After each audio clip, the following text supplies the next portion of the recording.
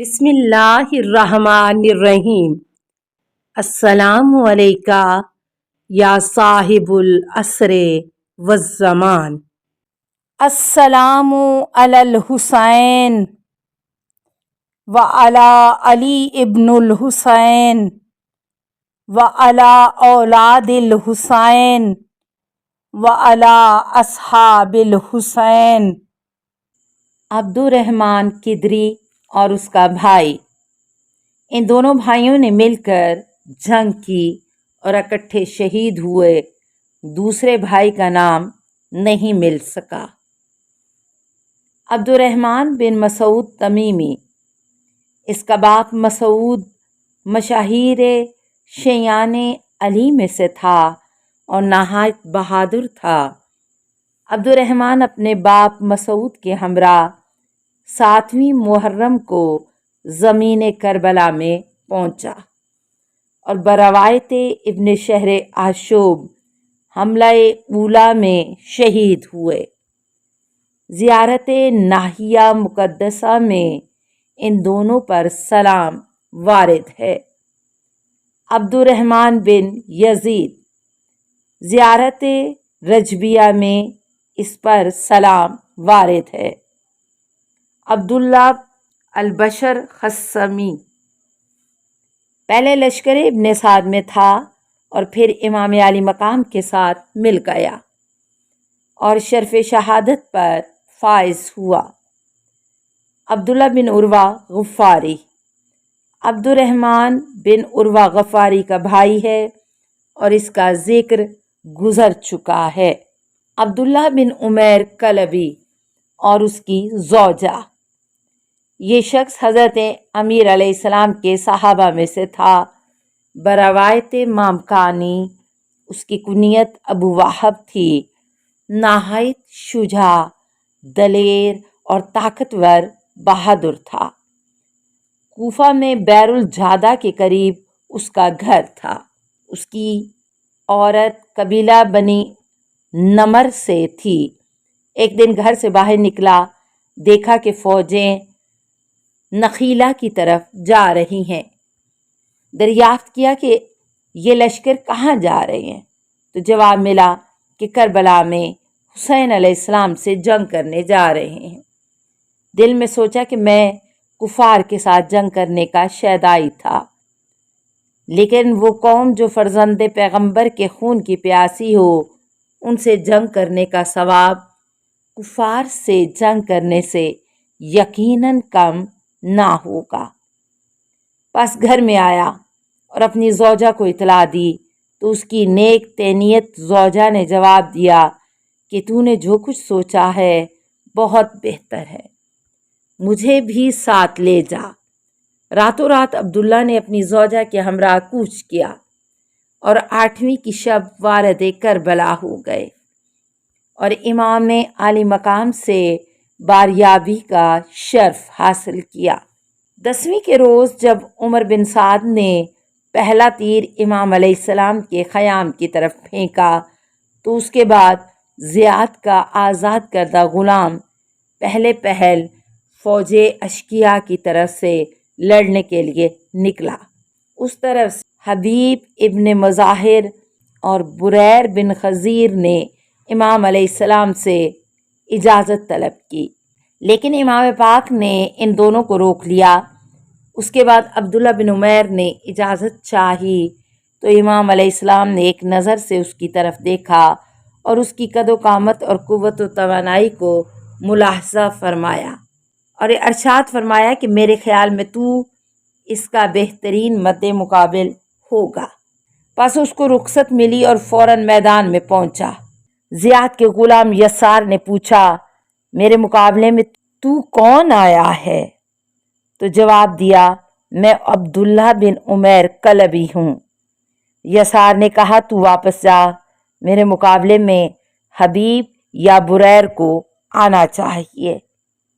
عبداللہ نے جواب دیا، اے گستاخ، جنگ میں مد مقابل کا انتخاب تیرے ذمے میں ہے کہ جس کو تو چاہے وہی آئے۔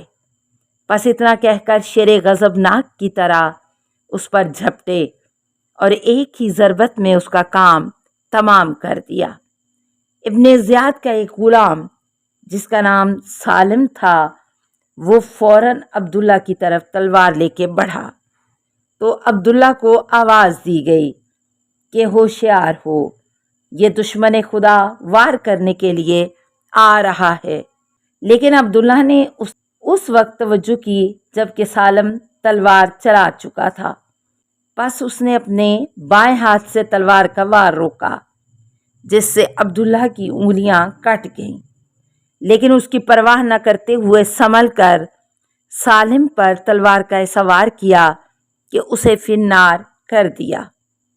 پھر شیر ببر کی طرح گونجتا گرجتا ہوا میدان کی طرف بڑھا اور لشکر آداب میں گھس گیا۔ اس کی زوجہ یہ سب ماجرا دیکھ رہی تھی، پس خیمہ کا عمود لے کر اس کے پیچھے دوڑی اور آواز دی کہ میرے ماں باپ تجھ پر قربان ہوں، پیغمبر کی ذریت معصومین کی طرف سے خوب فداکاری کر۔ عبداللہ نے جب اپنی عورت کی آواز سنی تو فرط غیرت سے پلٹا اور چاہا کہ اس کو واپس لوٹائے، لیکن وہ نہ مانی اور اس نے اپنے شوہر کا دامن تھام کر کہا کہ میں تیرے ساتھ قتل ہوں گی۔ چونکہ عبداللہ کے دائیں ہاتھ میں تلوار تھی اور بائیں ہاتھ کی انگلیاں کٹ چکی تھیں اور وہ زخمی ہو گیا، اس لیے عورت کو واپس پلٹانے میں کامیاب نہ ہو سکا۔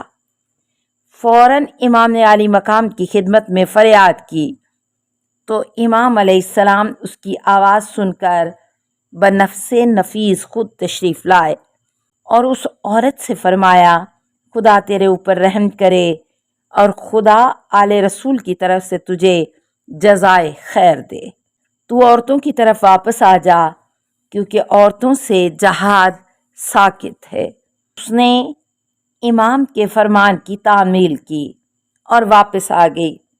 عبداللہ مصروف جہاد رہا حتیٰ کہ شربت شہادت پی کر راہی جنت ہوا۔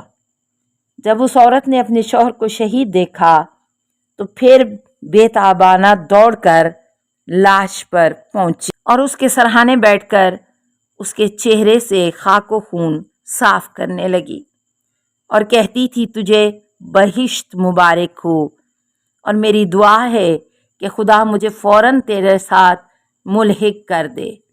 کہ اتنے میں شمر ملعون نے اپنے غلام رستم سے کہا کہ جاؤ اور اس عورت کو اپنے شوہر سے ملا دو۔ چنانچہ اس بے حیا نے ایک عمود کی ضرب سے اس نیک نصیب عورت کے سر پر وار کیا جس سے اس کا سر پھٹ گیا اور شوہر کے ہمراہ جنت میں جا داخل ہوئی۔ عبداللہ بن یزید بن ثبیت بصری۔ زیارت ناحیہ مقدسہ میں اس پر سلام وارد ہے۔ بصرہ سے اپنے باپ کے ہمراہ آیا اور حملہ اولا میں درجہ شہادت پر فائز ہوا۔ عبید اللہ بن یزید بن ثبیت بصری۔ زیارت ناحیہ میں اس پر بھی سلام وارد ہے۔ عقبہ بن سمان۔ زیارت ناحیہ میں اس پر سلام وارد ہے جس سے ثابت ہوتا ہے کہ یہ شخص شہدائے کربلا میں سے تھا، اور یہ وہی عقبہ بن سمان ہے جس کو حور کی ملاقات کے وقت آپ علیہ السلام نے فرمایا تھا کہ وہ تھیلا لاؤ جس میں کوفیوں کے خطوط ہیں، بس اسی نے ہی یہ تھیلا پیش کیا تھا۔ بعض روایات میں ہے کہ یہ جناب رباب کا غلام تھا۔ عقبہ بن سلت جہنی صحابی۔ یہ شخص منزل جہنیہ سے امام کے ہم رکاب ہوا تھا۔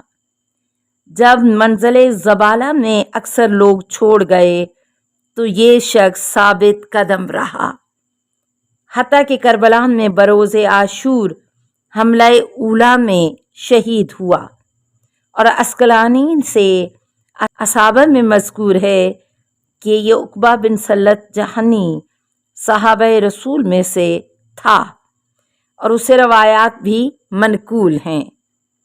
چنانچہ من جملہ ان کے ایک روایت اسی عقبہ بن سلت نے جناب رسالت مآب صلی اللہ علیہ وآلہ وسلم سے نقل کی ہے کہ میں نے اپنے کانوں حضور کو یہ فرماتے ہوئے سنا، یہ نہیں ہو سکتا کہ کوئی شخص مر جائے اور اس کے دل میں ایک رائی کے دانے کے برابر بھی تکبر ہو اور پھر وہ جنت میں چلا جائے۔ السلام علیکہ یا صاحب العصر والزمان، الامان الامان الامان من فتن الزمان، السلام علیکہ یا خلیفۃ الرحمن، السلام علیکہ یا امام الانس والجان، السلام علیکہ یا مظہر الایمان، السلام علیکہ یا شریک القرآن، السلام علیکہ یا قاطع البرہان، السلام علیکہ یا امام زماننا ھذا اجل اللہ فرجک وسہل اللہ مخرجک وظہورک، السلام علیکہ ورحمۃ اللہ۔ اللہم صلی علی محمد و آل محمد۔